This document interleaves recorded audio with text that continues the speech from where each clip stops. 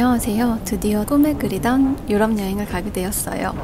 오고 가는 길에 싱가포르를 잠시 경유하여 가게 되었답니다. 인터넷 면세점이 필수 코스인데 이번엔 프랑스를 가기 때문에 화장품은 간단히 챙겼어요. 130만원 정도의 취리 왕복 항공권을 구입했어요.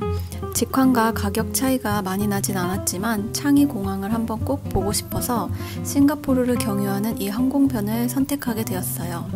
싱가포르에서 9시간 그리고 7시간 경유하며 싱가포르 항공 그리고 스위스 항공 두 국적기를 모두 이용해 볼 수 있는 항공권이었어요.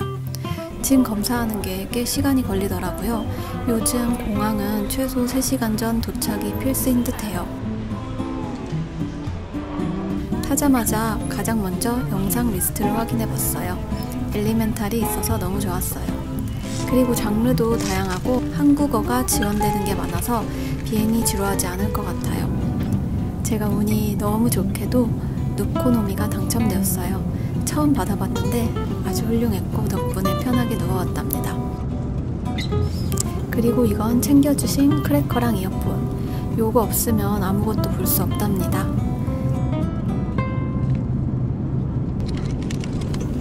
첫 번째로 나온 기내식이에요. 저는 치킨을 골랐고요. 남편은 비프를 골랐다고 하네요. 제가 고른 치킨은 진짜 맛있게 먹어서 흡입했어요. 요거는 남편이 먹은 비프라고 하네요. 맛이 괜찮았대요. 그리고 후식으로 무려 붕어 싸만코를 줍니다. 이거 진짜 99% 한국인 감동합니다. 너무 좋았어요. 누코노미로 편하게 싱가포르 도착을 했고 도착하자마자 저희는 유심을 갈아줬어요. 네이버에서 3심을 구매했고요. 유럽용으로 구매했는데 운 좋게 싱가포르에서도 사용할 수 있더라고요. 파리보다 싱가포르에서 인터넷이 더 잘 터져서 놀랬어요. 6시간이 조금 넘는 비행을 마치고 공항 밖으로 나가볼게요. 저희는 다행히 수화물은 연동되어 취리에서 받아볼 수 있었어요. 어라이벌 표시를 따라 쭉 나가시면 되고 이미그레이션도 여권만 찍으면 간단하게 통과되는 시스템이었어요. 근데 저는 여기서 한 몇 분 동안 잡혀 있었어요. 왜 그런진 잘 모르겠습니다. 시내에 나가기 앞서 짐을 맡기려고 하는데요. 배기지 스토리지라는 표시를 따라 쭉 걸어가다 보면 이렇게 노란 간판에 배기지 스토리지라는 곳이 있어요. 여기는 24시간 운영된다고 하네요. 저는 백팩 하나를 맡겼는데 10 싱가포르 달러였고 가방에 걸어둔 짐은 모두 가방 안에 넣어주셔야 해요. 밖으로 나왔더니 싱가포르의 후덥지근한 습기가 가장 먼저 느껴졌어요. 그리고 이거 이상했던 건데 한국에서 그랩이랑 볼트 다 설치하고 트래블로그 카드로 카드 등록까지 다 해놓고 갔거든요. 근데 카드 결제가 안 된다고 계속 나와서 택시가 안 불러지더라고요. 그래서 여기서 거의 한 30분 이상 고생했던 것 같아요. 그래서 트래블 로그가 아니고 트래블 월렛으로 다시 카드 등록을 했고 시내로 가는 중입니다. 해외에서 결제할 때는 트래블 로그보다 트래블 월렛이 더 용이하더라고요. 그래서 이 이후로는 저희도 트래블 월렛을 더 사용을 많이 했어요.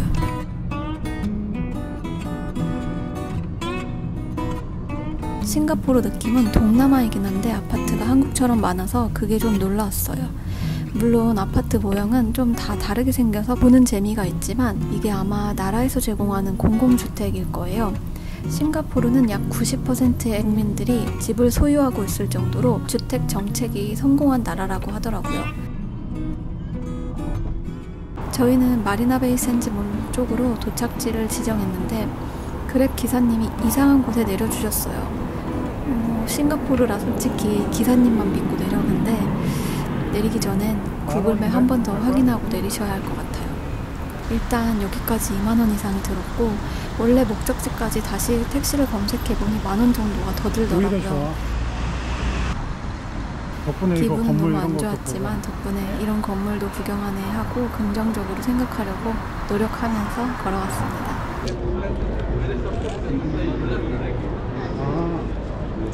그리고 생각보다 날씨도 그렇게 덥지 않아서 걸을만 했어요.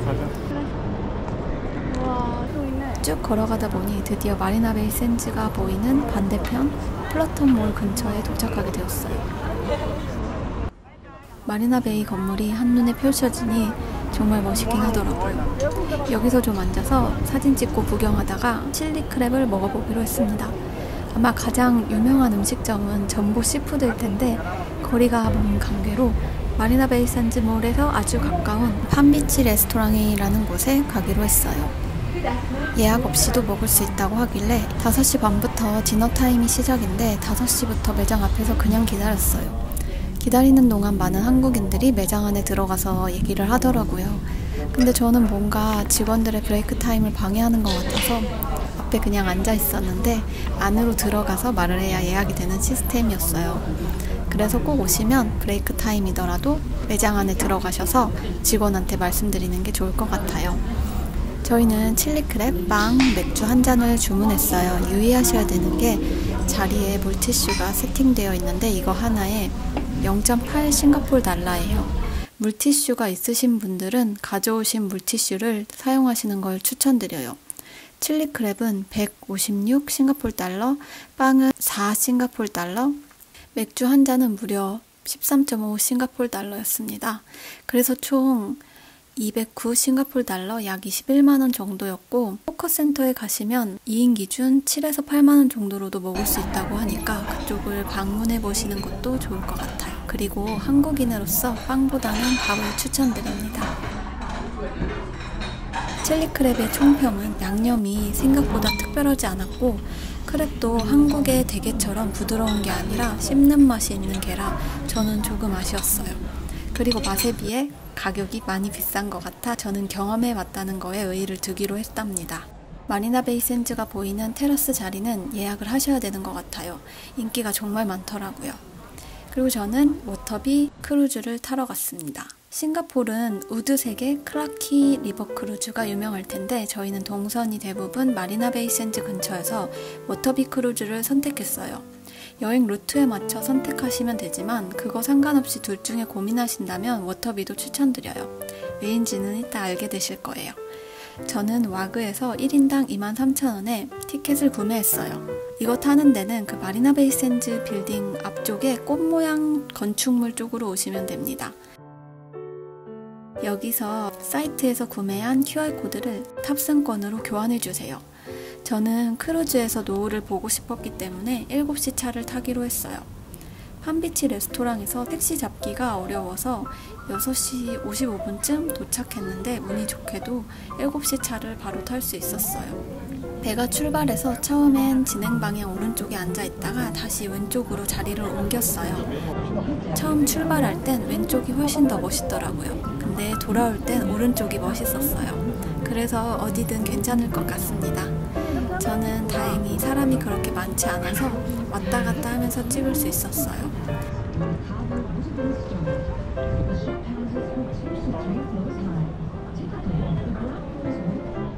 이게 바로 그 유명한 클라키 리버 크루즈 줄이에요. 화면으로 잘 보이실지는 모르겠지만 기다리는 사람이 정말 많았어요.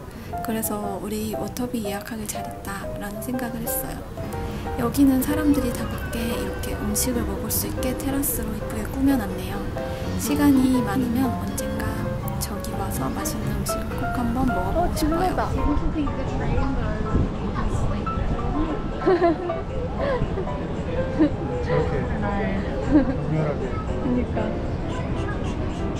역시 싱가포르는 밤이 분위기가 더 좋고 예쁘네요.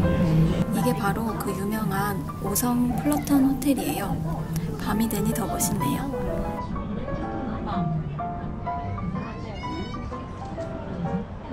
크루즈는 한 40분 정도 진행되는데 이거는 정말 꼭 타보셨으면 좋겠어요. 특히 해지는 시간에 맞춰 타시면 노을과 야경을 한 번에 볼 수 있으니 일몰 시간에 맞춰서 타시는 걸 좀 더 추천드려요.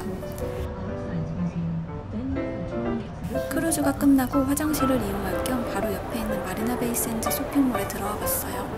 시간이 충분치 않아 쇼핑은 못하고 잠시 이쪽만 구경했는데 화려한 샹들리에와 사람의 움직임에 반응하는 바닥 그래픽이 멋있더라고요. 아이들이 참 좋아할 것 같아요. 그리고 이 밖으로 나가시면 라이트 스루를 한다고 해요. 지나다 보니 버스킹도 많이 하고. 이거 라이브면 진짜 라이브다. 엄청 잘하네. 여기 유명한 애플 스토어가 있어요. 물 위에 떠있는 구조라서 조금 색다르고 이 안에서도 레이저 쇼를 볼 수 있더라고요. 한 바퀴 쓱 구경하고 이 아래층으로 내려가면 다시 마리나 베이 샌즈몰로 이어져요. 그렇지만 저는 다시 공항으로 가야 하는 관계로 택시를 타러 출발했습니다. 근데 시간이 9시쯤 되다 보니까 택시 잡는 게 좀 힘들었어요. 이런 늦은 저녁 시간에 공항으로 이동하셔야 하는 분들은 좀 일찍 움직이셔야 할 것 같아요. 그리고 저는 정말 제 인생에서 가장 힘들었던 스위스 항공을 타고 찌리히에 잘 도착하여 스위스와 프랑스 파리 여행을 잘 마치고 한국 돌아가기 전에 다시 싱가포르에 들렀어요. 저번 시내로 나갔을 때 생각보다 시간이 촉박하다는 생각이 들어 이번에는 시내로 나가지 않고 창의 공항만 구경할 계획이에요. 저번에 카야 토스트를 못 먹어본 게 너무 아쉬워서 싱가포르 도착하자마자 먹으러 왔어요. 저희는 A세트를 주문했고 토스트 8조각이랑 술안과 따뜻한 커피가 나오는 세트였어요. 술 안에는 간장이랑 후추를 조금 넣어 드셔도 되고 토스트에 그냥 찍어 드셔도 맛있어요.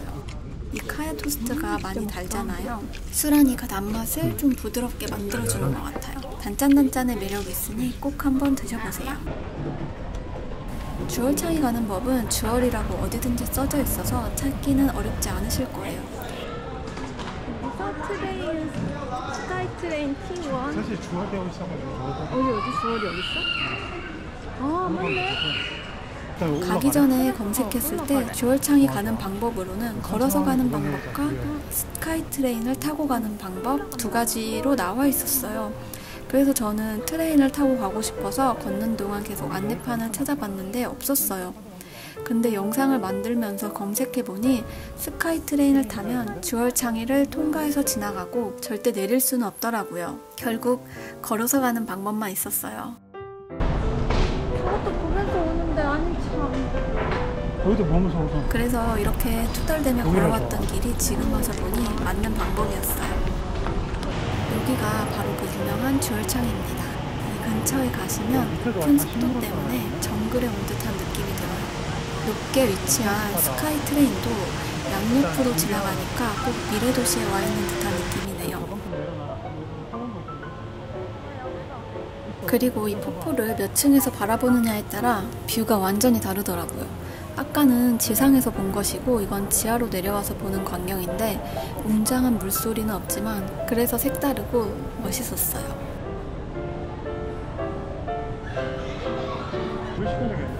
그리고 저는 칠리크랩 다음으로 유명한 요리 송파 바쿠테를 먹으러 왔어요.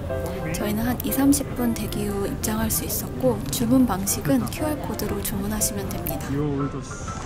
바쿠테 큰 사이즈 2개, 얇은 면사리 하나, 밥 하나, 볶음 야채 하나를 주문했어요.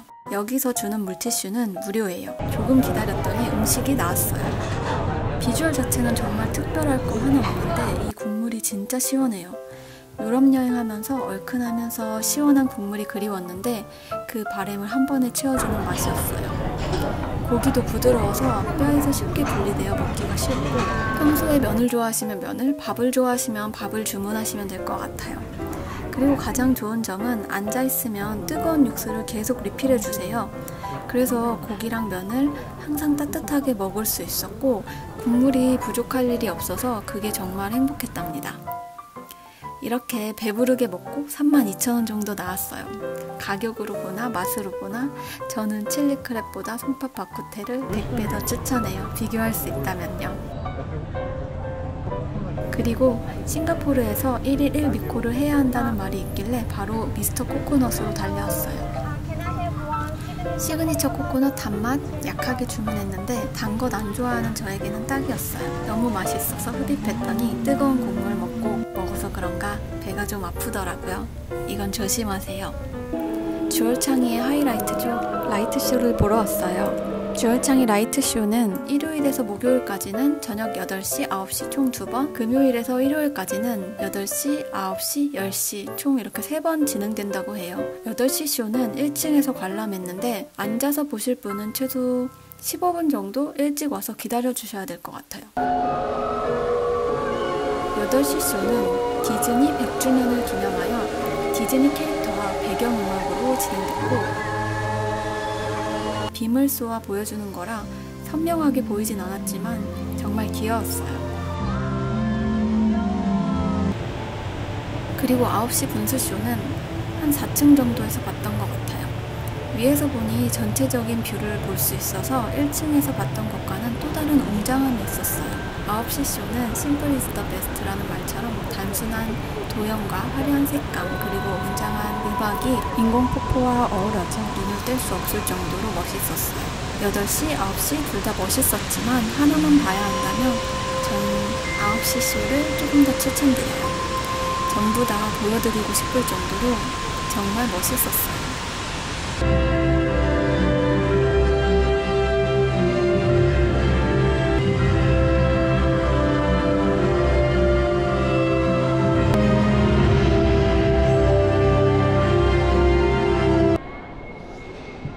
출국 심사를 하고 면세점 구경하러 왔어요.